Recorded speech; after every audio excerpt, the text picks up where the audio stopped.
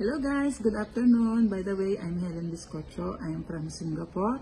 Former sales executive po tayo dito for more than 10 years. So ayun po, may share lang po ako sa inyo and I know marami po makaka-relate dito, especially po sa mga kababaihan na nagkakaroon po ng buwan ng dalaw. So ito po yung nangyari sa akin. Nagkaroon po tayo ng symptoms na every time po na darating yung period ko, ito po ay 2019 na pandemic time na po ito. Dumarating po yung period ko, sobra pong sakit na nararamdaman ko, yung puson ko, even po yung lower back ko sumasakit po. Talagang ito po ay hindi siya typical na dysmenorrhea. Hanggang sa nagpadala po tayo sa hospital kasi gusto ko pong malaman kung ano yung cause ng sakit. Bakit every time na dumarating yung period ko, hindi ko makayanan yung sakit. Hanggang sa nakita po nila, may mga test po sila na ginawa sa akin, nakita po nila na meron po akong cyst sa ovaries ko at meron din po tayong endometriosis. So ayan po na admit po ako sa hospital, marami po tayong mga itinik na gamot.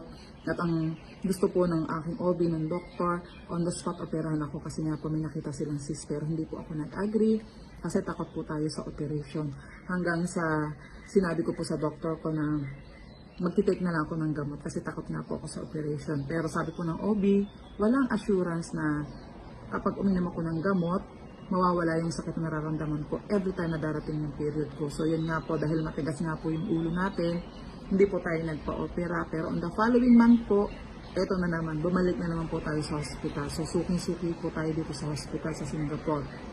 So ayan, marami po silang ginawang test sa akin until nakita po nila na meron po tayong cervical cancer stage 2. Napakasakit po as a nanay. At hindi po ako ganun katanda para mawala sa mundo.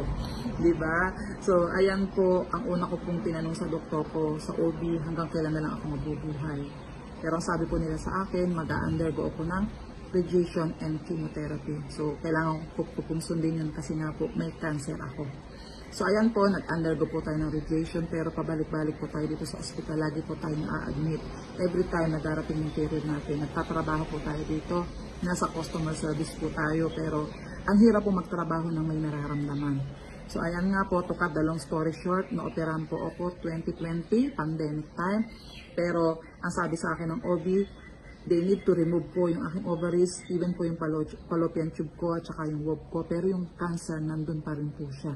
Iniiwasan lang po nila na mag-spread po sa buong katawan ko yung cancer.